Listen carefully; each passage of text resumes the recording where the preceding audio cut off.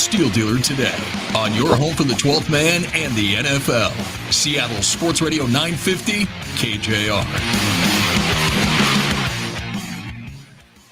Welcome to the 12th Man Postgame Show, playoff edition, and a short-lived playoffs for the Seattle Seahawks, much shorter than I think we anticipated, as not only the Seahawks lose the game, but they lose the game in embarrassing, pathetic fashion. And I don't think I'm trying to remember. I don't think I can ever remember saying that about a playoff game. We've certainly had playoff games before that were pathetic for long stretches. There's been lots of playoff games before that were pathetic for long stretches. But in the end, whether like the Carolina game a few years ago where they had the miraculous comeback and just fell short, the Green Bay NFC Championship game where they had the miraculous comeback and came back and won, this was unlike any of them because there was no heartbeat, no comeback, no nothing. It was pathetic for 4 consecutive quarters, and I'm joined by Slickhawk. I'm joined by Dave Softy Mahler, and I want to let everybody know here on radio, we're only going to be on radio here for a short amount of time, and then we will be on all of our social media channels for the next hour plus here on Sports Radio, as the Seahawks were just obliterated by the shorthanded LA Rams today. And I tweeted out a few minutes ago, the worst loss of the Carroll era, the worst game of the Carroll era. Slickhawk, we'll start with you. Do you agree with that? Worst game of the Pete Carroll era? Just with everything on the line and being the playoffs, I'd have to say so. I mean, I don't know if it was total lack of energy or whatever it was. Just the offense was absolutely not there today.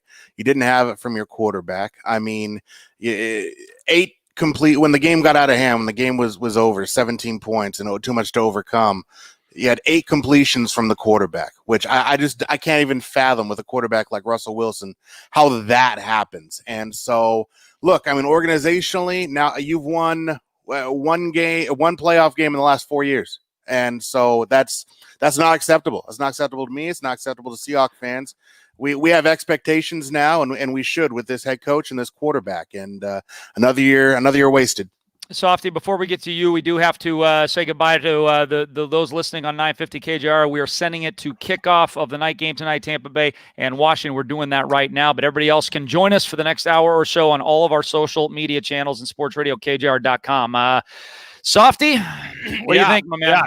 Well, first of all, I really appreciate you getting us off terrestrial radio before I go on the air with you guys. So thank you for that. Now we're not playing by the rules of the SEC, and I can say whatever the hell I want. That's a good point. Kevin Shockey says, no, well, look, I mean, obviously all the adjectives that you want to come up with, pathetic, embarrassing, awful, humiliating, horrific. I mean, it was a dog crap effort by everybody, and that includes the coaching staff. I'm watching these guys on 3rd and short run out of shotgun again, which for some reason they just cannot get under center, even with a blocking back. I know Ballore got banged up earlier in the game, but to not even have anybody who's available to blow a hole open for Chris Carson, and then on the 4th down play. Look, I mean, Pete Carroll's making a lot of money, as is Russell Wilson, and for this to be a factor, for the clock to be a factor. For the second year in a row in one of the biggest games of the season. You saw how they butchered the clock a year ago against the Niners, and I don't want to hear about, the referee, calling for a reset of the clock. They broke the huddle with 5 seconds on the clock. That's what they were looking at. They were looking at the same play clock in the stadium that all of us were looking at on TV. They had no idea the official behind them was calling to reset the play clock. They had no idea. So their heads were up their asses when they broke the huddle on that 4th down play. They weren't even paying attention to what the hell was happening. And that means the sideline wasn't paying attention. That's where Pete Carroll, that's where somebody, Brian Schottenheimer, anybody, a quality control guy, a guy jumping up and down with a towel like the Huskies used to have back in the day, has to call timeout. So that was a complete brain fart by them. The idea that they just could not get DK Metcalf the ball until later in the game, and then he drops one, obviously, right off his face on that play in the 4th quarter. Look, I mean, Russell Wilson, for $35 million a year, I understand the offensive line is not good, and frankly, I thought the offensive line was kind of exposed today by that Rams defensive front. Aaron Donald goes to the bench with maybe busted ribs, and they can't score a point on the Ram defense when he takes off. 1 drive, 2 drives, 3 drives, 4 drives. How many goddamn drives did they have without Aaron Donald out there? And they could not score a point with Aaron Donald on the sideline. So I think if you're Brandon Staley, who's the defensive coordinator of the Rams, hey, good job, because he just bitch slapped Brian Schottenheimer in that game. Absolutely whipped and exposed the Seahawk offense and the play caller and the offensive line. Everybody in the offensive line had a terrible day. Ethan Posick got clowned on consecutive drives with 2 holding penalties. Brandon Shell looked awful. Jordan Simmons looked awful. Mike Iupati looked terrible. Dwayne Brown looked old. There's not one tight end on this roster that scares anybody. The only guy on this roster, Dick and Matt, that I would even be interested in throwing even a remote sliver of a bouquet at is Chris Carson. I thought Chris Carson ran hard. I thought Chris Carson ran with authority in this game. And frankly, I would have liked to have seen him get the ball even more than he did. Slick, I would have liked to see him get the ball much, much more. And for some reason, they again just decided to ignore Chris Carson in the second half, even though they weren't down a lot. They were down by 7 points much of the second half. They were down by 10 points much of the second half. They were not in a position where they had to throw the ball. And instead, they decided to hand the ball to Russell Wilson again, and Russell Wilson could not handle it. And I just think this is Brian Schottenheimer's worst game as an offensive coordinator of the Seattle Seahawks. They had an opportunity without Aaron Donald in there. You just felt the momentum shifting. As soon as Aaron Donald went out of that game, you're like, God, we've been horrible, but we're only down 7 and we're not facing Aaron Donald anymore. And we got a hot freaking running back. You had a real chance. And they decide not to give him the damn ball. He had a real chance to, the Vikings game, Dalvin Cook goes out, and that was kind of a galvanizing force. It woke everybody up, and they rallied behind that. And he had a chance to do that same thing and couldn't do it. Now, as far as giving Carson the ball more, I think we'd all like to see that. I also think that stupid penalties, holding penalties, and sacks kind of took Carson out of the game too, because they were behind the stick every drive. False starts. Yeah, false starts. Yeah, holding penalties are going to happen when you're Mike Solari and you're asking Mike Iupati to block Aaron Donald one-on-one.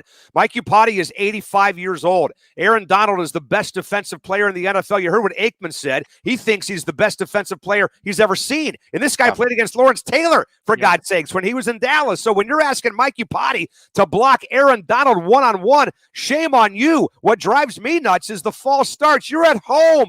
There's nobody in the stands at all. Apparently, all that crap that we were hearing on TV that was annoying as hell, that was only on TV. None of that stuff was happening in the stadium. And these idiots are false starting. They're leaving early and putting their terrible offense in a hole that makes them even more terrible. That's unexplainable. So the line was bad. Didn't know about your quarterback, and then I don't know, man. People talk about him holding the ball too long for years and years and years, but this is a different kind of thing. What we've seen this second half is not just holding onto the ball too long. He just doesn't throw the damn ball. He doesn't throw the ball. Right. Well, I'll tell you what, Dick. I'm sorry to interrupt, man. Go for it. I just can't believe these numbers I'm looking at. I mean, look, we can sit here all day and we can praise the defense because let's face it, for the most part, they gave up 20 points because 3 of them came after the fumble, right? Or no, there was a touchdown to Cooks, I believe, after the fumble by DJ Reed in the corner, correct? That turnover on special teams led to a touchdown. So 7 points on that drive. That was an easy short field, and then 7 points on the pick six. For the most part, the defense played okay, but I was disappointed even in the first half in this game where they were clearly a one-dimensional offense, and they could not stop Cam Akers. I mean, Cam Akers was doing anything he wanted to do. 28 carries, 131, almost 5 yards a carry in the backfield. 2 more catches for 45 yards. They could not do anything to slow down that guy. So when you're looking at a quarterback who clearly could not grip the ball, he looked like he got better as the game went on, by the way. It was like they replaced his thumb with somebody else's thumb. But Cam Akers was unstoppable. The defense just could not get that one drive when they had to. But I think clearly all of us would agree that the bigger problem in this game today was the offense. No doubt, man. When you got a guy in Russell Wilson making as much money as he's making and he gets outplayed by Jared Goff in this game. I thought not just for Pete Carroll, but I thought for Russell Wilson, it was embarrassing as hell. I mean, I thought it was one of Russell's worst games he's ever played. We talk about Pete Carroll's worst game or Brian Schottenheimer's worst game. How about Russell Wilson? And look, you can tell me all you want. The Rams have a great defense, and they do have a great defense. They are the best defense in the NFL this year for a reason, but they are not elite. Right? There's no elite defense in the NFL. There's no 85 Bears or 2,000 Ravens, 13 Seahawks. Colin Kaepernick came to this stadium 7 years ago and put a show on against maybe the best defense of all time. Look, you have a great defense. We got a great quarterback. Our great quarterback should be able to make some plays throughout the game, especially with an offense that's as healthy as it's been all year long. And he was an absolute zero for Russell Wilson today. I refuse to put this on the defense. You had a Cam Akers problem in the first half, but you made adjustments and dealt with it. This defense gave them chance after chance after chance after chance after 3 and out after 3 and out. And we've seen this in the past over and over and over again. Okay, second half, what are you going to do, defense? Give us a chance after chance, and then they come back. They didn't. We've known all year. This isn't news. This team will only go as far as Russell Wilson will take them. And he took them nowhere today. And I don't know if that's his fault. I don't know if it's Pete Carroll's fault, Brian Schottenheimer's fault. All I know is the second half of the season, we saw a different Russell Wilson than we've ever seen before. But I will say that if you just simply take the ball out of Russell Wilson's hands today, you win that football game. If you rely on your defense not turning the ball over and running the football, you win that game 12-9. You win that football. I'm gonna think that from now until the kickoff of the 2021 season. You did not need Russell Wilson to do anything. Yeah. And instead of you needed a 0 from Russell Wilson. And instead you got a negative from Russell Wilson. And he rarely do games get decided in the second quarter, but my God, that pick 6 was really the first nail in the coffin for this football team. Yes, they could have pulled out of it in the second half, but that was the first nail in the coffin, and I firmly believe that, warranted or unwarranted, DK Metcalf going off on the sidelines. You tweeted out the picture, Dave. DK Metcalf going on the sidelines. That got to Brian Schottenheimer. That got to Pete Carroll. That got to Russell Wilson. And they force-fed him the very next drive, and it was a pick 6. Okay, we've been asking for that play all season long. We've been saying, get DK the ball. We've been saying, hit him on bubble screens. I'm not going to fault anybody for that play except maybe Freddie Swain for not making a block. But that's a play that we've been asking for this entire season, and they finally gave it to us, and it's the only pick that's been on that play in the entire league all year. So I'm not going to blame Schottenheimer or Wilson for that. I'm really not. I don't know if I would say they would have won the game, Dick, if they would have pounded the run a little more, but I think it would have been closer, and this is one of those things where you go back and we'll watch the game all over again, which, man, can't wait for that. And get kind of a better feel for that. But they certainly cannot be one-dimensional. There's no doubt. They have to get something from the passing game, and that has worked in the last 7 weeks for the most part. Going 6-1, obviously, but it didn't work today. And on the pick 6, I mean, not to quote Troy Aikman again, but I mean, dude, when was the last time you saw a pick 6 on a freaking bubble screen? Never. Wide receiver, okay? Never. You never see pick 6s like that. So that was a safe throw. It was an awful block by Freddie Swain. I mean, literally, Swain is trying to block this guy as he's picking off the ball and running right by DK Metcalf. So Matt's right. That's as safe a throw as you can make. I'm not going to blame Russell Wilson for that. Stuff happens. There's no question about it. But the way that he looks in the pocket, man, he looks hesitant. He looks like he doesn't trust his wide receivers. He looks confused. We talked to Randy Mueller and Hugh Dick about this earlier in the year, and they both said he looks like he's got either concussed or a lack of focus or something's going on there. I would not be surprised if something came out over the offseason about something that was getting to Russell Wilson, whether personally or physically, that we don't know about yet, because Russell Wilson has never looked this pedestrian. For this many games in a row. There's a reason why PFF ranked him as the 18th best quarterback in the NFL in the second half of the year, because that's what he was. He was below average. He was mediocre at best, and he's never had a stretch like this in his career. Never. I agree that I'm not saying that they definitely would have won if they would have just relied on the run and used Russell as a secondary or even tertiary option offensively. Right.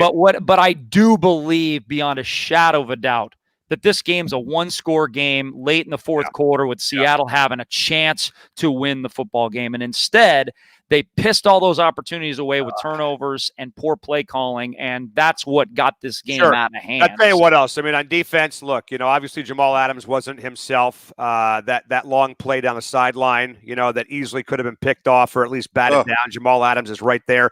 And then I thought kind of where he's at. I showed you guys the video on the touchdown run by Cam Akers. He's getting kind of blocked out of the play and then recovers in time to go make a play on Akers, who's at the 2 or the 2.5 yard he just line. Reaches out. And instead of trying to make a play on him and blow him up, he just tries to stab the ball away on the run and then just kind of does a pirouette. You think Cam Chancellor would have allowed that to happen without blowing him up as he crossed the goal line? I saw a tweet from our old pal Jordan Rivers like, well, he tried to make a play or he knew he couldn't tackle him. Bull crap. I don't care if he's in the end zone, at the goal line, or 2 yards behind. Blow him up. Maybe you force a fumble. So that play right there to me kind of showed, I think, Dick and Matt, where this guy was health-wise. Either A, his shoulder's really banged up, or B, he doesn't want to hit anybody, which I doubt it's the latter. So to me, it's got to be the shoulder. Well, Slick, next-gen stats showed in the first half, 78 of the first 79 Rams passing yards had Jamal Adams as the closest defender. Woo.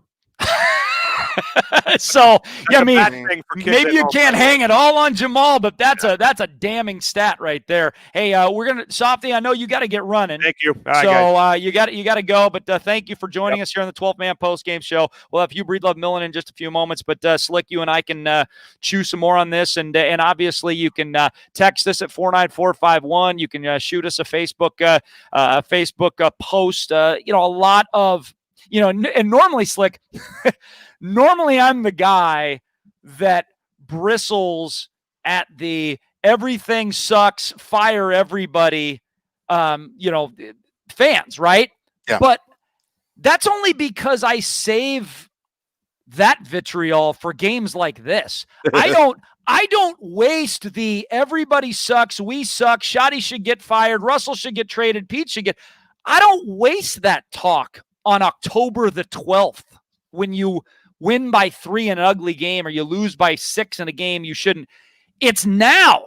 It's when you play against the Cowboys in the playoffs and look completely lost offensively for the first 2.5 quarters before you almost come back and win the game. It's when you look lost against the Minnesota Vikings in the playoffs at the beginning of the game. It's when you when you look lost to the Green Bay Packers for 57 minutes and finally miraculously pull your heads out to win an NFC Championship game. But this was even beyond all those games because this one, there was never anything that pulled them out of the fire. And so I don't blame anybody. I mean, throw out all the, Pete Carroll. Hey, let me tell you, Pete Carroll's not going to get fired and Russell Wilson's not going to get traded. But you want to say that right now? These are the types of games that you save those type of hyperboles for. I will never call, I guess you never say never, but I will never call for Pete Carroll to get fired. Just because of what I believe, first of all, what he's done, what he continues to do, the success this team has had in the regular season, only missing the playoffs twice since he's been here, and what he does with what he's given every single year. Whatever the reason is why he's given what he's given, he turned a defense around this season. Yeah. But I will say this. You cannot neuter one of the best quarterbacks in the league. And that's what I believe Pete Carroll did to Russell Wilson this year. You took an aggressive quarterback who wants to push the ball down the field, make big plays, and win football games. And in my opinion, he was neutered this season. And you can't just go whisper in his ear before a playoff game or at halftime of a playoff game, okay, turn it on now. It just doesn't work that way. When you have pounded in his head, be careful with the football. And I'm convinced that's what happened after the Buffalo game. Pete Carroll didn't like how they lost that game. If you hear him in last week's post-game press conference talking about the games that they lost and the turnovers, and I just don't recognize that team. That's just not us. If he's telling that to us, imagine what and how often and how many times on Tell the Truth Monday and everything, he's saying that to Russell Wilson. It has been pounded in him. You can see it. You can see it in every double cock that he has before he lets the ball go. Every time he looks downfield and you think, oh, he's got something, he half cocks, then tucks and looks to move up in the pocket or run away. You see it. He only had 8 completions when the game was out of reach. 8. Because he's not throwing the ball. It's been beaten out of him. I don't know how you take one of the best quarterbacks in the league, a quarterback that at midpoint in the season, for the second year in a row, people are talking about MVP, and you neuter him like that. It is ruining Russell Wilson. It is ruining this team's chances at a Super Bowl. And I don't care what the record was in the second half of the season when the defense was playing better. This team, I'll say it again, only will go as far as Russell Wilson will take them, and you cannot handcuff him. It's kind of a chicken and egg thing, because which came first? Russell's struggles, Buffalo, first game against LA, or the Pete whispering in his ear, let's not turn the ball over. Let's, neuter, like you said, neutering him. I don't know. And I'd have to go back and look and maybe watch a couple of those games during that transition from let Russ cook to not let Russ cook and see what came first. I mean, I understand your point. I'm not gonna necessarily disagree with it, but I'm not gonna agree with it right now, because I just don't know which came first. Was it Russ playing poorly and turning the ball over, which caused Pete to go, whoa, we're way better off playing conservative and letting our defense win these football games? Or was it, like you said, him neutering Russ, and that's what got his confidence all screwed? It starts with a flawed view as to why they lost that Buffalo game and why Russell Wilson was struggling. They lost that Buffalo game because the defense couldn't stop anybody. The defense was a sieve that day. And once again, everything, like it was most of the first half of the season, everything was dumped on Russell Wilson's shoulders. The defense didn't play so much better because they weren't throwing the football down the field in the second half of the season. The defense played better because A, they had a come to Jesus moment, B, they changed their scheme, and C, they got healthy and brought in Carlos Dunlap. That's why the defense got better. It had little, I'm not going to say nothing, but little to do with Russell Wilson and the way the offense was playing down the field. But the last 7 weeks of the season, 12 touchdowns, 12. He had twice as many in the first 7 games. The last 7, Russell Wilson, all he does is throw touchdowns. From his rookie season, he tied the mark, 26. He tied Peyton Manning for the rookie record for most touchdown passes in his rookie season. All he's done since he's getting in the league is set new marks as far as touchdown passes and wins. And so for you to look at his numbers in the last 7 weeks of the season and say, only 3 picks. When the first 7 weeks he had thrown 6, only 3 picks, great. But only throwing 12 touchdowns in the last 7 weeks, the alarm should be going off. Something is wrong. Why didn't the Seahawks do what the Rams did today and run the ball 43 times for 164 yards? That's only 3.8 yards a carry, but it was enough, and it allowed them to punt the ball instead of turn the ball over. It allowed them to control field position, control the time of clock. That's what I don't understand today, Slick, is that Seattle could have had the exact game plan that the Rams had. And Seattle's running the ball better than the Rams were. I mean, the Rams, like I said, they ran the ball 3.8 yards per carry. Now, Cam Akers in the first half was better than 3.8 yards a carry. He's about 4.8 yards. I believe he's 20 carries for 102 yards in that first half. But that, to me, is just stupefying. And we have been joined by Hugh Breedlove Millen. We need some sanity. Hugh will bring that sanity to us. He will bring, hopefully, some calm to what has been not a very calm first 25 minutes of the post-game show. Hugh, first thoughts on this one before we dive into a multitude of micro points from this game? Well, I just think that Seattle picked a bad time to play what for them is a really bad game, and I feel like so much of it was unforced errors. Tennis player hitting the ball into the net. I don't know that this was the finest hour for Pete Carroll in his coaching in terms of just preparation. A lot of the mistakes, the mistakes that you saw out there. But I'm not probably going to give you much positivity coming out of this, because I just felt like even if Seattle had won the game, they just looked like a broken football team. And even going into the offseason, I don't know who they are. It's been the strangest of seasons when you consider that halfway through the year, people were saying Russell Wilson is the favorite for the MVP. And the defense was setting records for futility. And to have such an abrupt switch and have the offense so just egregiously, grossly, alarmingly out of sync, and to not be able to just get any type of cohesion offensively.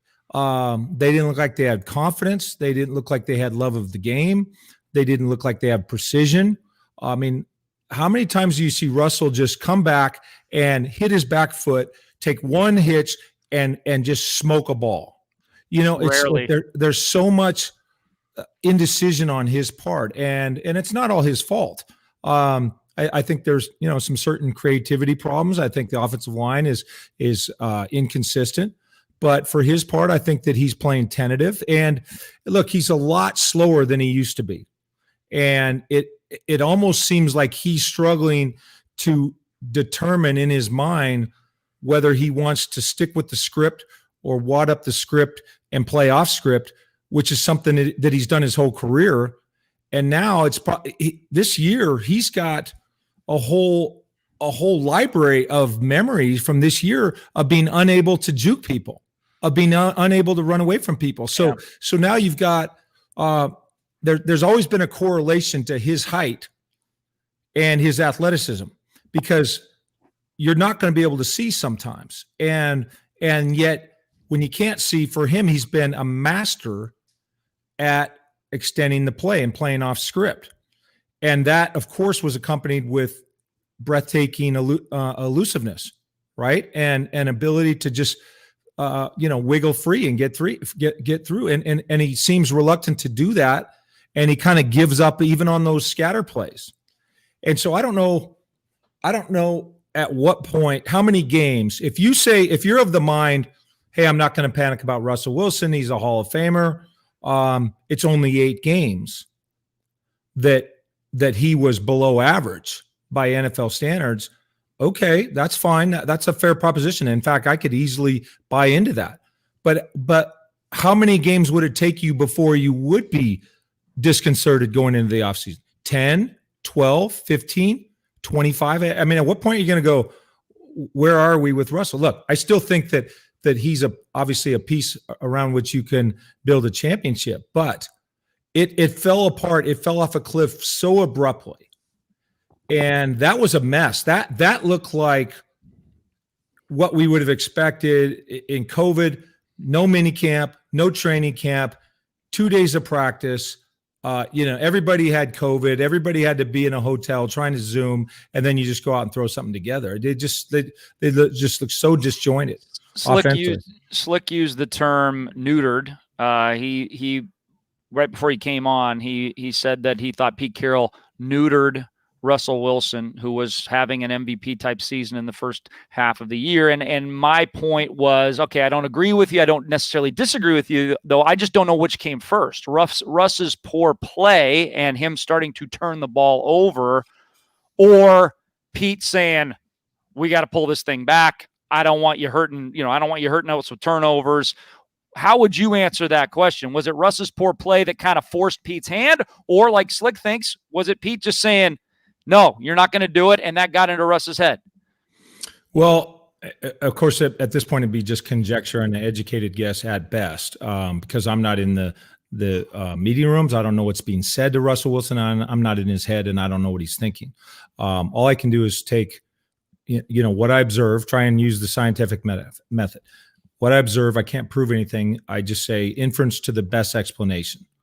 And it seems like if I respond that way, I think that after the Buffalo game, right around that time, where he had all those turnovers, when Russ threw that interception again with the Rams, when he could have scrambled for 20 yards and he elected to, just throw it up in the back. There was a series of really egregious turnovers by Russell. And I think that Pete Carroll probably just emphasized, no, this is not who we are. We're about the ball, but on both sides of the ball, defensively, try and take it. And I think that Russell's idea about how aggressive to be was altered. And so I think that there's more tentativeness now because he's concerned about throwing interceptions. I could be wrong. And, in some level, there's a little voice in my head say, hey, don't be irresponsible. Don't go on the radio and start trying to say what's in Russell's head. I can't do that. But what we can do is we can look at the performance. and the performance has dropped off a cliff, and it's been a half a season. And it's not just Russell, it's the offense. The offense has together. Now he's obviously, as a player, he's the leader of the offense, but there's just so many. I found myself thinking about, as Troy was doing the broadcast, my time with the Cowboys, we would try to go a 7-on-7 session, and Norv Turner would be back there, the offensive coordinator. And like, if you take more than one hitch, you better have a really, really good explanation why. You should go about a 25-minute period, and all the quarterbacks, not just Troy, all of us, you better have a good reason why the ball's not out in 0 hitches or 1 hitch. A hitch is a gather step as you drop back, and then you step back towards the line to get your momentum going, right? And as I was watching, I was just going, Russ, how many times did he get the ball off on 1 hit? You know what? 2 of the best passes of the day were off that. When he ripped that deep curl to DK right in front of Jalen Ramsey, that's a big-time professional play by a quarterback and a receiver. And then they had a stop route. Now I understand it got to garbage time, and whatever his numbers are, I'll just say this: when the score got to be 20 or 31-13, rather, Russ's 30-13. It was. Russ was 8 for 20 for 125 yards, 1 touchdown, 1 interception. Yep. So I don't know what his final numbers were. You probably have it in front of you. He was 11 of 27, 174. Well, that's not a heck of a lot better, but he did have a touchdown after that time, because I wrote. It's funny you wrote that down, because I have in my notes Russ 8 of 21 with 3 minutes left to go in the game. So like we both saw that stat crawl on the bottom. We were like, "Holy crap!" I even turned to my son. I was like, "Dixon, Russ has 8 completions." Yeah. I mean, my God. Yeah, and I think that there's a noticeable drop off in his elusiveness, and that's concerning, right? I mean, that's his, like you said, the whole first 10 years of his career has been predicated on playground football, and if he can't play playground football anymore, and he has to be a pocket passer, what's his ceiling? Yeah. Well, let's just think of like how you coach quarterbacks. Let's take a really absurd example to illustrate the point. Let's suppose Lamar Jackson was playing high school football. The way you'd coach him is, I'm talking about current Lamar Jackson. Like, you'd basically say, look at your number one receiver. If he's not wide open, just run. Just go. Right. And so everybody has a different threshold in that regard, right? Tom Brady would have the least. You would tell Tom Brady, hey, you try and find your 5th option and never, ever venture past the line of scrimmage, right? So okay, those are 2 extremes. Now, where's Russell? Russell's been obviously a lot closer to Lamar Jackson on that scale that we're discussing than he is to Tom Brady. But he, I think he's a little bit overweight, and I think he's a little older, and that could contribute to the decisiveness. I just see a guy that gets back there and he doesn't have a plan, and he's holding the ball too much. And when you see him start to cock the ball, and he's had more false alarms on his drawback than all the football terms I use, I can't say on the radio the way quarterback talk. Right. Okay, that's why. But when you start to pull the ball back, and you see him kind of double check on that, then that's showing the indecisiveness. And he's thinking, hey, I want to rip this thing, and then something in his brain, we're talking literally neurologically, the light turned green for him. That's why you see his arm go up to throw, and then it turned yellow and red, which is what caused him to stop. But that'll happen every now and then. But over the last couple of months, I bet that's happened 30 times. And so that's just an indicator to me that he's indecisive. The 2 biggest plays of the game, one in the first half, one in the second half. The second half one was, I think, was the DJ Reed fumble. I mean, that was a monster after what he had played a very, very good game, both on special teams and defense. But in the first half, Hugh, we got to look back to that pick 6. And I made a comment on Twitter. I responded to Softy put out a couple of pictures of DK Metcalf when he was going nuts on the sidelines, right?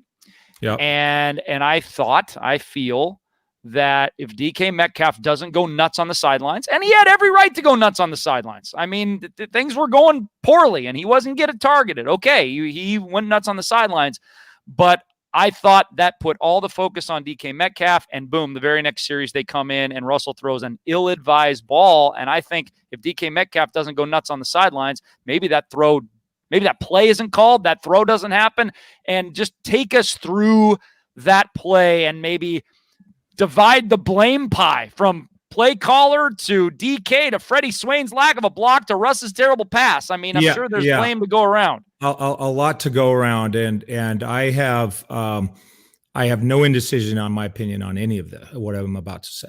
Right. Okay. First of all, I agree with you entirely that Metcalf's, call it a tantrum, call it what you want, that absolutely influenced the idea, hey, let's just throw him a smoke screen and get the ball in his hands. There's no doubt that happened in my mind. I can't say it with 100%, but I say it with very strong certitude.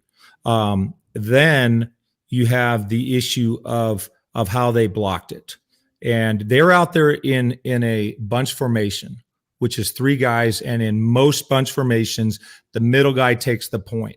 One of them has to be on the line of scrimmage, and then 2 of them are off the ball. I'm pretty sure it was Tyler Lockett that was on the point. Okay. But I know it was Freddie Swain. If we count outside in, you have DK was number 1.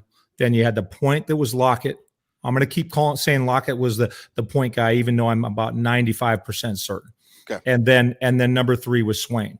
So the way you block that, you're throwing in, and I'm a passing game coordinator at the high school level. All right. And I've studied this at how the colleges do it, how the pros do it, how we do it at the high school, and things don't change. Okay. When the corner is off, the way Seattle chose to block it, the number 1 defender is the cornerback. Okay. Because you count outside in.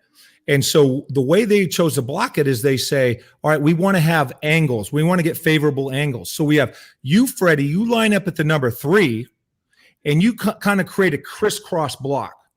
So even though you're lined up at number 3, Freddie, you go block number 1, who's the corner. And then Tyler, you're the point. You're number 2 out of 3. You block inside. Mm-hmm. Well, that is assumption. And if you run that in the scout team based on a certain look that you have, you'll draw that up in the scout team where the corner's off 5, 6, 7 yards. And so Swain can get to there. But if the corner rolls up, and particularly if there's a safety over the top, if the corner rolls up, there has to be a communication. You have to have a code or a hand signal or something where Tyler, then because he's closest, Tyler needs to block number 1.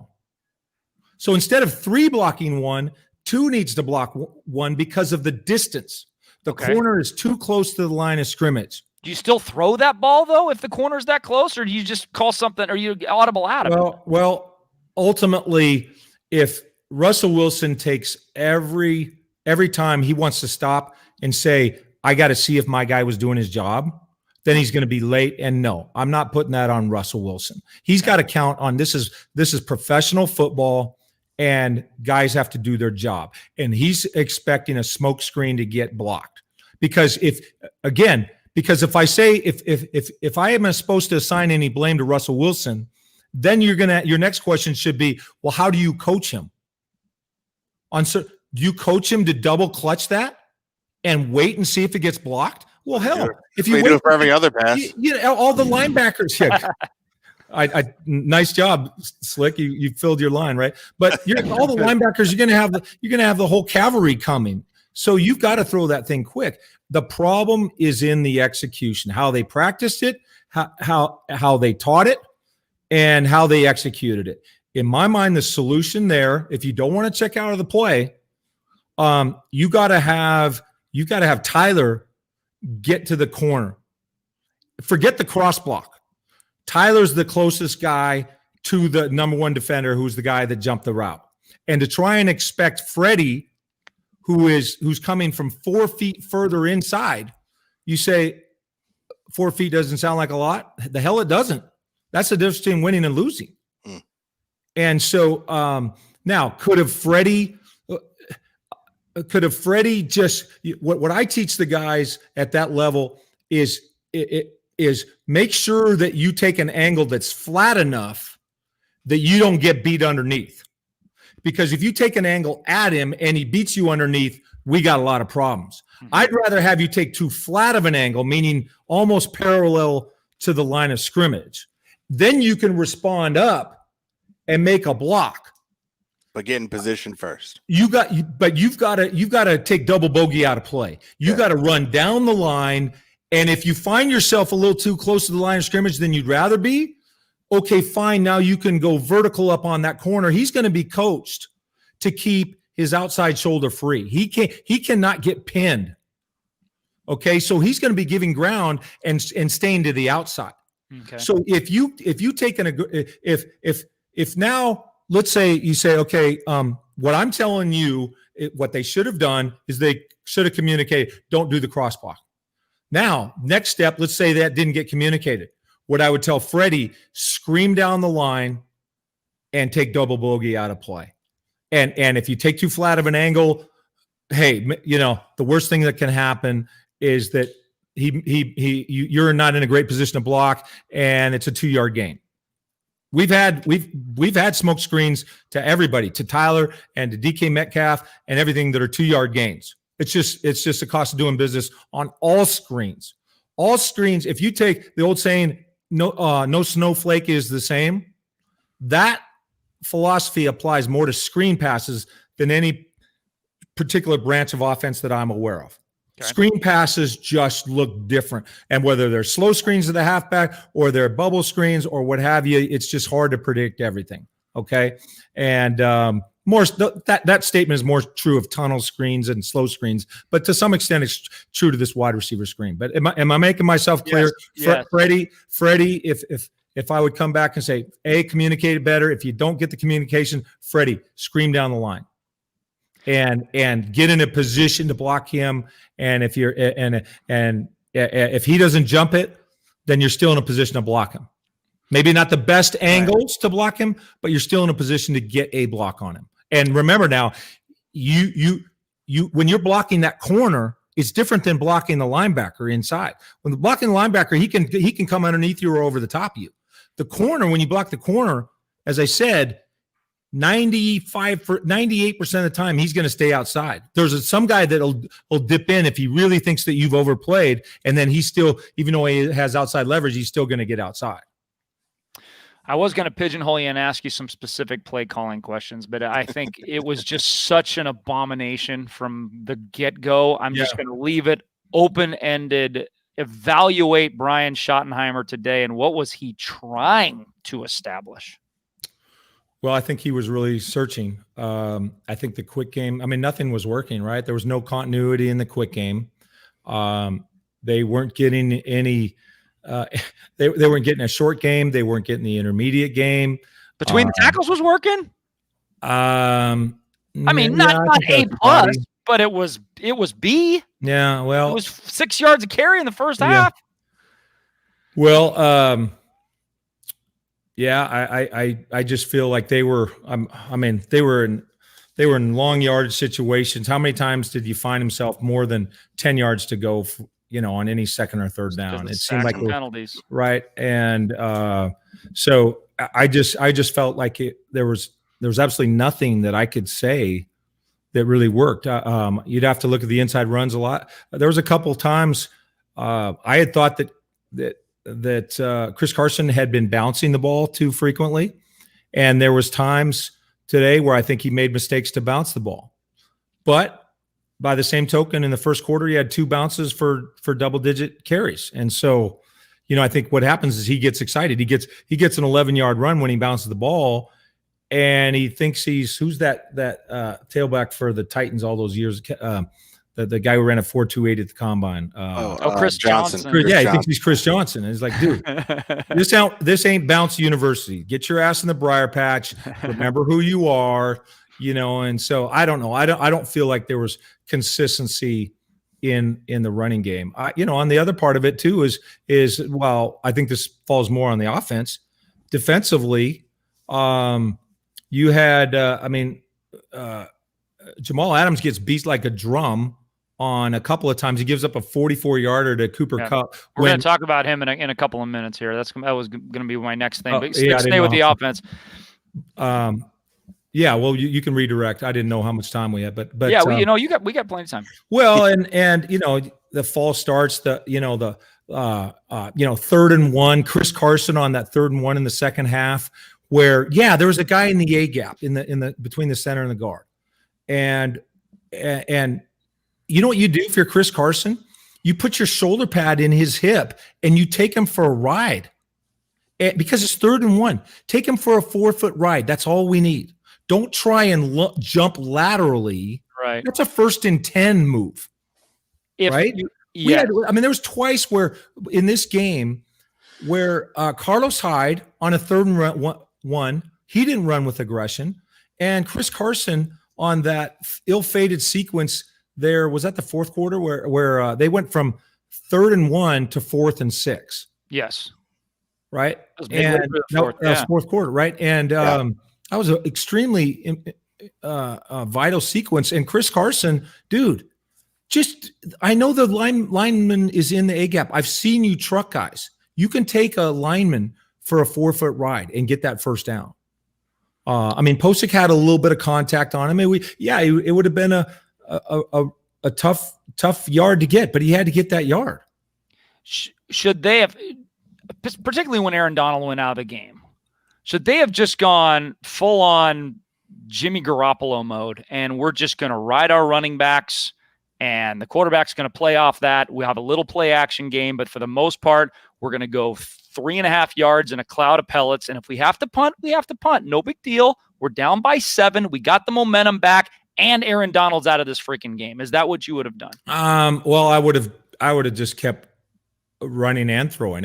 He, in theory, he's given you an opening to throw the ball as well. I wouldn't have just totally ran the ball. I would have just said, I would have count my blessings. Think of it. You got a Ram team. That you have a $130 million quarterback who's been to a Pro Bowl, who's been in the top 3 in MVP voting, who's been to a Super Bowl, and he's got 2 screws in his thumb, and the coaches put the bit in his mouth so far down his throat, they're not doing anything with him. And then you've got the best defensive player probably of the century, at least. Yeah. The best defensive player in our century, and he's out. And that's a Seattle team Seattle couldn't beat. That's the football gods were just laying it there. They handed you a platter.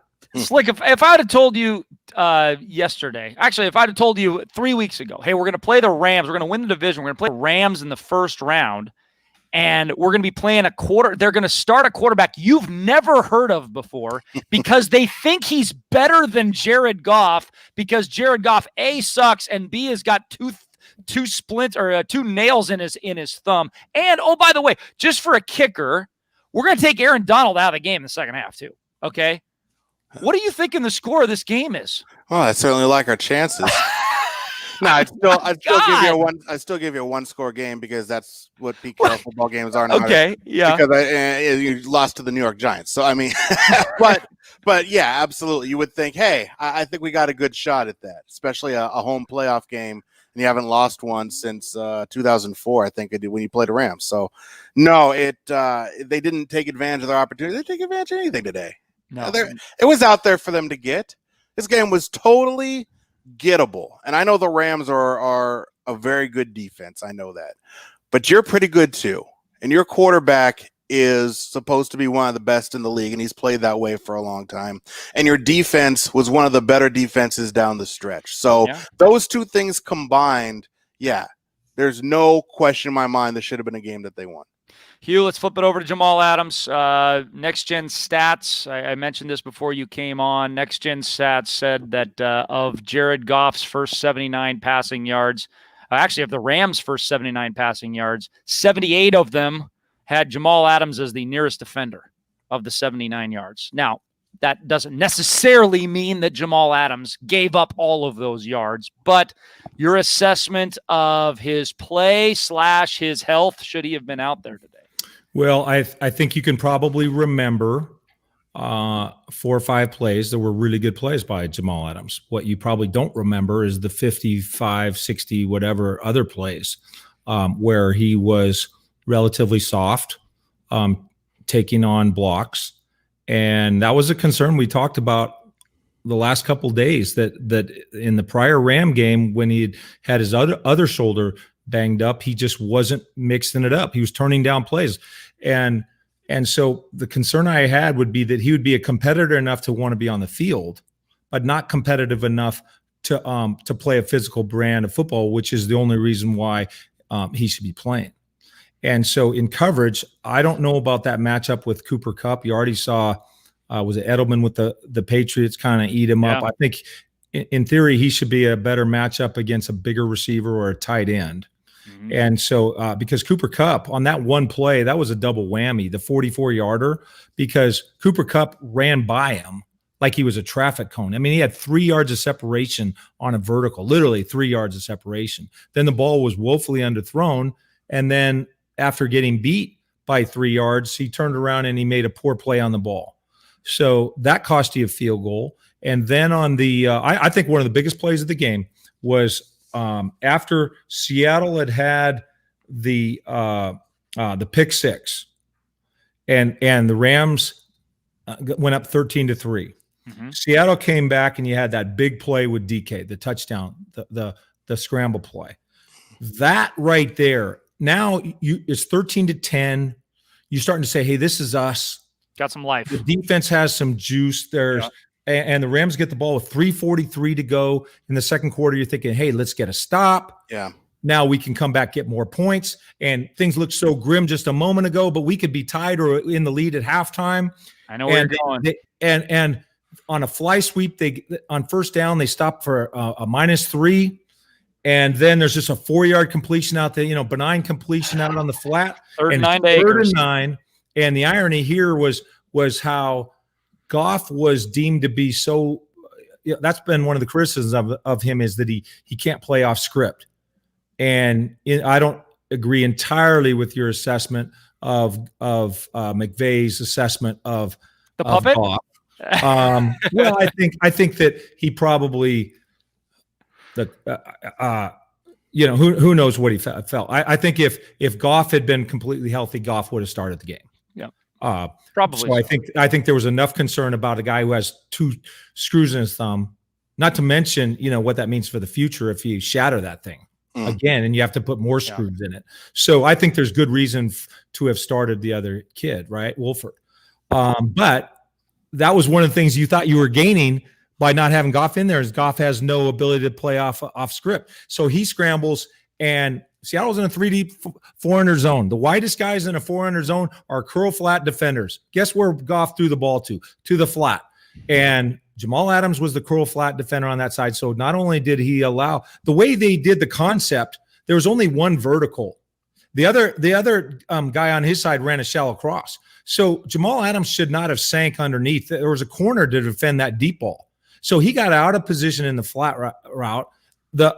Then the back leaked into the flat to his side, and then he missed a tackle.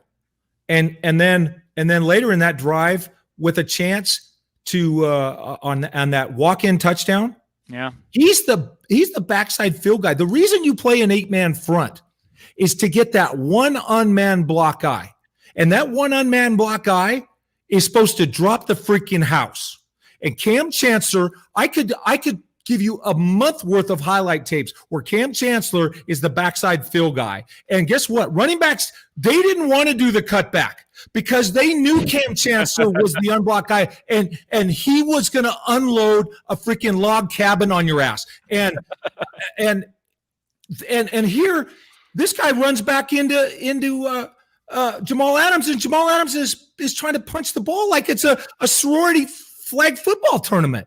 Like, what the hell? You put your freaking shoulder into him. You've got a great outside in angle on him. The way the angles are just perfect. Knock his freaking molars out, and you got a chance to cause the fumble that way.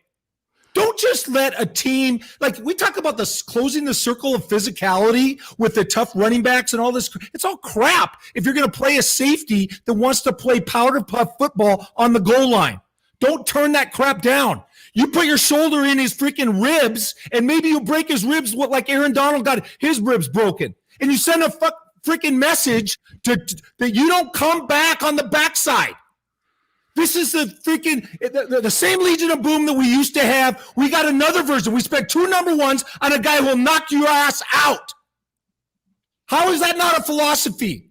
You freaking let a guy walk in at the goal line and you punch like it's a freaking Theta versus Gamma Phi, freaking playing with a Nerf ball? That is embarrassing to the legacy of the Legion of Boom. This is one of the top 5 teams in Seahawks history, 12-4. And you're going to play a playoff football game like that? You freaking kidding me? That is disgraceful. Is that mentality or injury? Don't play then. Yeah. You have the freaking professionalism. You look at your coach in the eye, at least be freaking man enough to tell him, guess what? I'm going to turn that play down. If I have a chance to freaking flow from the inside out and knock the freaking teeth out of somebody, the freaking goose stuffing out of them on the 4-yard line, maybe get a freaking fumble, maybe break his ribs, maybe deter him from the next time he comes back. Coach, I'm not man enough to give you that play. At least be man enough to look your coach in the eye and tell him you don't have that. You don't go out there in a playoff game and turn down that play. There's a big decision they got on their hands in the next 12 months with him. There's no question about it. A big, big decision. That is a disgrace to the Legion of Boom. Cam Chancellor, if he was dead, would be rolling in his coffin to compare him. And they're going to freaking pay this guy like he's the highest paid safety? My ass.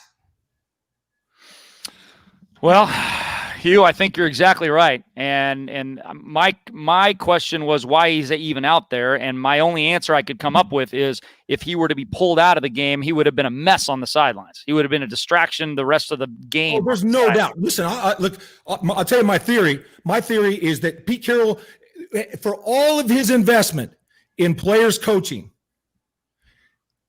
which has been brilliant at USC, he remade himself. And he said, look, not only do we tolerate people's differences, we celebrate people's differences. He did everything to be a player's coach. And Richard Sherman stabbed him in the back, and Earl Thomas stabbed him in the back, and Michael Bennett, some of the most prominent players, stabbed him right in the back. And there's no doubt, I can see it. I can feel it. I've been with Don Shula, Bill Parcells, Jimmy Johnson, Mike Shanahan. That's 8 Super Bowl rings right there. I can feel it. I can tell that Pete Carroll has an energy with Jamal Adams. Beautiful. That's great. They have a freaking their synergy that they have. Well, guess what? It's got to translate to something other than him turning down that play. And so Pete Carroll, he's got to just say, look, I love the kid, whatever. I got a relationship with the kid, whatever. But his job is to coach the football team. And if Jamal Adams is going to turn that play, he's got to be off the field. Get him off the field. Slick, you agree with that? No excuse. I think that, well, yeah, you put the guy out there that can make the play. I mean, that's obviously a pivotal point in the game. I mean, I just think about 2 weeks ago, the Rams, and Jamal Adams is in that hole. He makes that play, right? I mean, it's the similar situation down there on the goal line. 2 plays after he chased down Darrell Henderson. Wasn't he in the hole and made that exact same play? And he lit him up. He lit his ass up. He lit his ass up. Not at LA. But see, that's the thing. What did I said? Dick, you heard it. Friday, Thursday, roundtable. I was saying my concern is that he's got a shoulder injury and he's going to play like he did in the Rams' first game when his other shoulder was hurt. Yep. And so let's not laud him that he's out there being heroic. No, he's not being heroic if he's turning down plays that a normal safety should make, let alone a premier safety. The guy was second team all NFL. Why? Because he had set the sack record. That was just an automatic road. That's a rubber stamp. At least second team all pro when you set the sack record. But 6 of the damn sacks he didn't get blocked. You know, they set the table schematically for him. Right. So you shop him, right? Second team all pro. Shop him. Shop him right now, right? Shop him in the offseason. I mean, his value, everybody else thinks he's here. we know he's here. So if you know that his value elsewhere from other teams is higher than what you perceive him to be, then try to go back and get what you can get for him. It's either that or you're gonna end up throwing bad money at a bad investment. I think you're gonna make it worse. You're gonna compound it, and you're gonna cripple the rest of your team more than not having those two first round picks. Let's understand where he's good. Okay, in my mind, we can break it down into 4 attributes. Okay, 2 of them are covered. It's 2020. This is not 1973. Right. We have to talk about past events because it's 2020. Right. All right. So as a back, either as a back, he's not a post safety. That's contradict. Occasionally just to mix up the coverage and disguise, he'll be a post safety, meaning the middle of the field. That's very rare. But he will, on more frequency, he'll be a half safety. He'll be deep, and that's half. He's not anything special in that regard. Okay, covering man to man. Well, I think his Pro Football Focus like 114th ranked safety in coverage, and you saw what happened today. I think again there's a little bit of a mistake on the matchup. I think he should be matched up against a bigger player. Okay, so there's nothing special there. I think he's a very good blitzer. He's not as good a blitzer as everybody thinks he is, because the numbers show that when he blitzes, he only produces sacks on 8% of the time. What happens on the other 92% of the time? Guess what? Completions. He's an easy block. He's an easy block. And the idea that he beats offensive linemen is a pure myth. Anybody who tells you that, it's a fairy tale for grown-ups. If somebody tells you that he has the pass rushing skills to beat offensive linemen, that's not true. Okay, he's a very good blitzer, but he's not. It's not like he can tilt the field, right? Right. And what he's best at is a box safety when he's healthy. And he's got good instincts. He flows. Now sometimes he gets out of position because he wants to make the play. So that can be a problem too. He's a very good tackler usually, although he had a very conspicuous missed tackle today. So I'm not saying I'm not blind to the aspects of his game that is not very good to close to elite. But he's not the total package. And today I'm pissed because he, again, like the first Ram game, was putting himself out there when he knew he was going to turn down plays. He had to know he was going to turn down plays because he kept doing it. And Seattle just kept putting him out there. And a perfect opportunity where you, in every way, that is just egregious how that play turned out. I mean, I would go ahead, Slick. In regards to the blitzing piece, I mean, baseball, one of the metrics they all look at, analytics, everything, wins above replacement. It's all based on the quote unquote replacement player. With what they do and how they line him up with the blitzes and where the times that he's gotten home this year. If they took the replacement player, let's say it's Ryan Neal, whoever it is, just from what I've seen and how he went about getting those sacks, I would think that a lot of the impact that's felt just with the blitzing piece we're talking about now, I would think could be achieved with the replacement player. Well, it's funny you mentioned Ryan Neal because in the Buffalo game, I can remember him getting a sack. And now it ended up being a penalty because just coincidentally, Jamal Adams had a holding call on who's a little white guy from Dallas, from Beasley, right?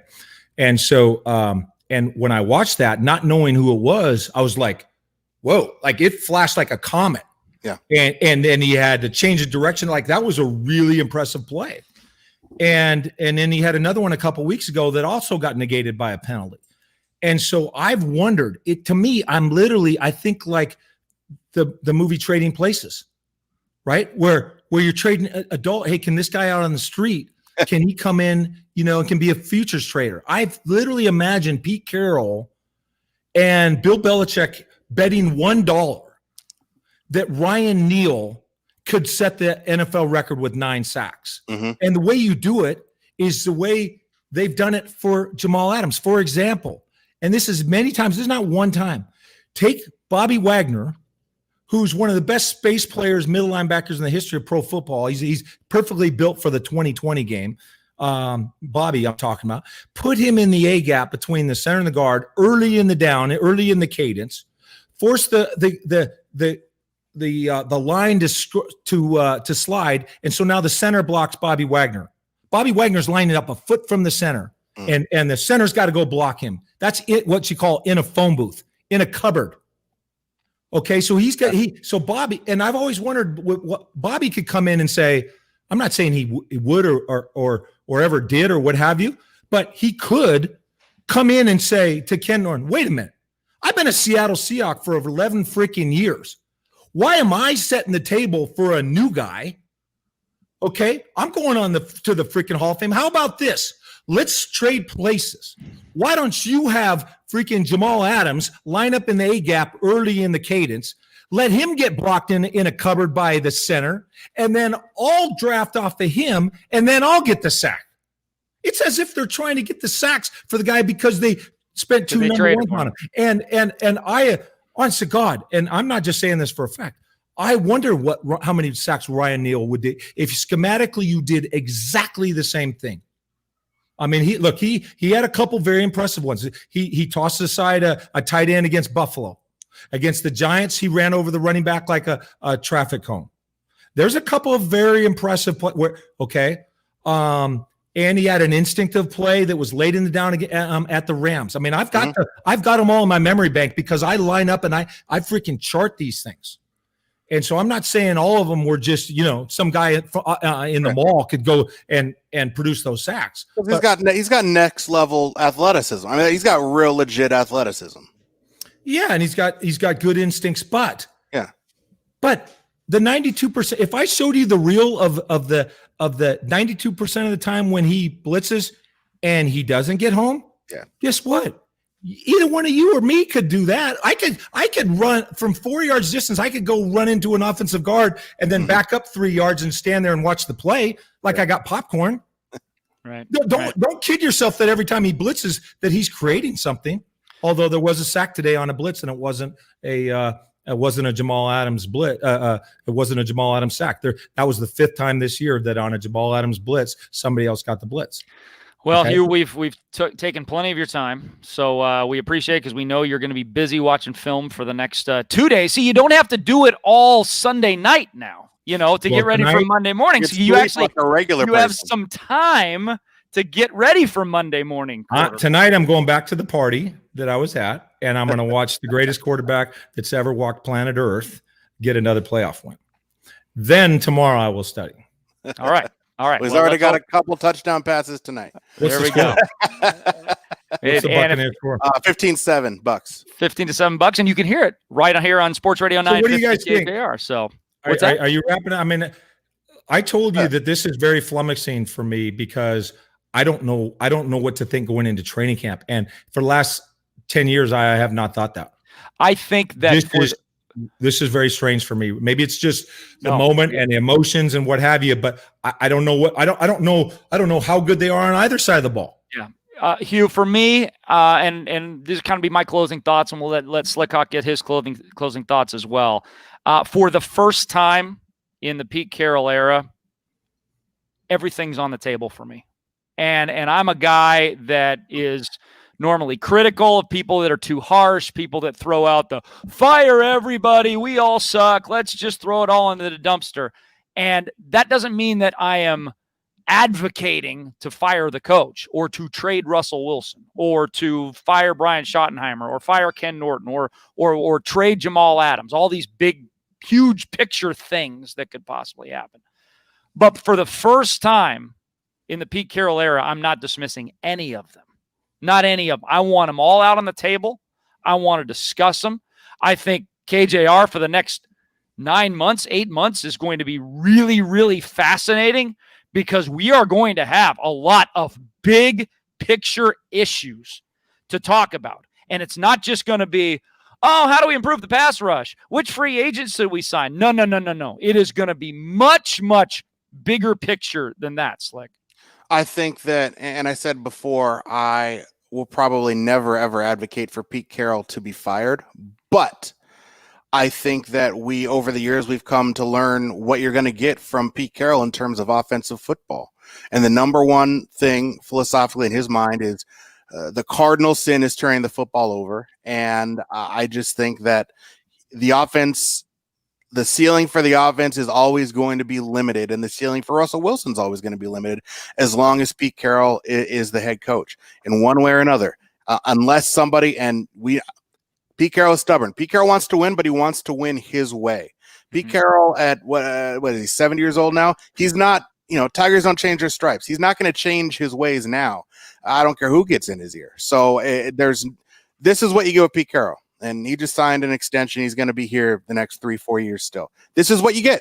You're not going to get it's not Sean Payton. It's not Andy Reid. You're not going to allow the quarterback to put that kind of risk out there. He tried it. I mean, what we saw in the beginning half of this season was as close as we are ever going to get. Pete Carroll went as far as he's ever going to go. And it worked for a while, and it was cool for a while. But then when he saw turnovers, and I think it more of a result of you have no defense out there and you dumped everything on Russell. Everything had to be on him. He saw those turnovers and losing football, and he reined it back in, and he pounded into Russell Wilson, said, do not turn the football over. So now you have a Russell Wilson problem that needs to be fixed. Russell Wilson, I believe, has the confidence in himself that he can turn this around in an offseason. He goes to work. He does his routine. He does everything. I think in his mind, because I think it's a mental thing more than anything, I think he can turn this around. But what's Pete Carroll going to allow him to do next year and beyond? And with Brian Schottenheimer, that's the biggest question. Hugh, last thoughts from you? Well, I thought I gave him. No. No, I think what you guys say, I listen closely, and I agree with what you guys are saying. I think that, I'm really quite honestly focused on Russell Wilson right now and wondering, we just heard Slick say that Russell Wilson can go to work and fix his game. And, some of that's physical. I think he's a little bit too heavy. I think some of it's mental. He's got to define in his mind, and they've got to come to an understanding about, I'll put it in simple terms. When you're in the pocket and you have to decide, you've got, 2, 3, 4, as many as 5 receivers to throw to. Really, the task is throw it to the right guy at the right time with accuracy, right? And now everything else are attributes to fulfill that objective. And then you say, okay, throwing to the right guy, that becomes like, is he open? Who's the open guy? Right. That, peel the onion a third layer, that becomes what constitutes open. And if you're too cautious, here's the paradox about playing quarterback. If you're too cautious and you're terrified of making interceptions, you're probably more likely to make interceptions, because now you're gonna second guess yourself. You're not gonna play with the anticipation. What did I say as one of the axioms involved there? Throw it to the right guy at the right time. And when we're talking about at the right time, we're talking about fractions of a second. And if you just are second guess for yourself a split second, I think he's open. He looks open. Am I sure he's open? Okay, yeah, go. If you do that, you can't play, because you have to anticipate the movie before it happens. If we had a Polaroid camera and we snapped it right at the second, the split microsecond, time can be 1 second can cut into an infinite number of fractions, right? I'm talking about the microsecond that neurologically Russ says throw it, and we took a photo of how the defense looks, and then we took another photo of right when the ball hit the exact DK Metcalf's paws. And you lay those two photos over. The defense looks way different after than it did that second in neurology when he said throw it. Yeah. Yep. And so you have to anticipate how that is going to change. And if you're too scared that the converging defender in front is going to make a play on the ball, then all of a sudden you delay. And there's an old saying that if you see him open, he's covered. You can't wait to see guys open in the NFL and play. You cannot. If you don't listen to anything else I say tonight, you cannot play that way.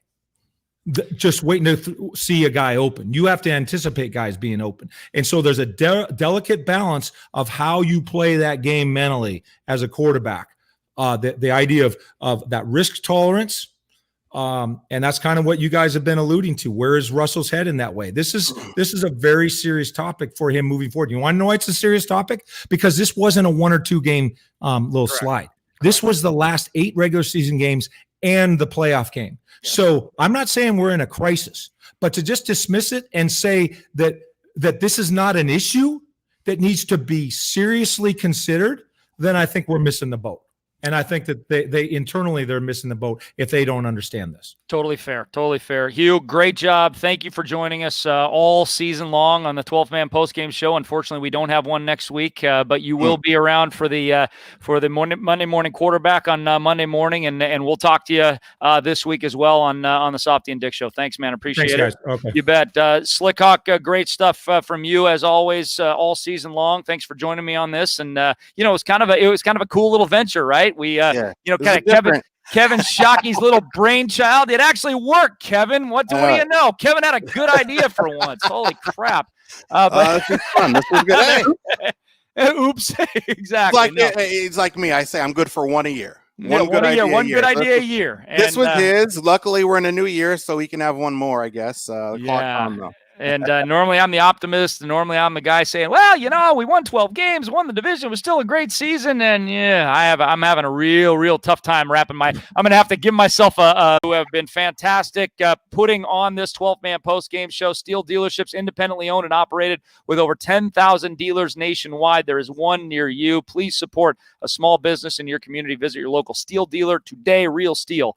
Find yours. Seahawks are done after their 30-20 loss to the LA Rams. Don't forget, if you want to listen to some football, we got it for you right here on 950 KJR on the terrestrial radio dial coming up, and we'll have it on the stream as well coming up. So thanks to Kevin Shockey and Chris Kidd as well. We could not do it without them. Chris Kidd every single week when we're on radio on the postgame show, doing it from the studios at 645 Elliott, and Kevin Shockey running the video portion of it as well. Thank you.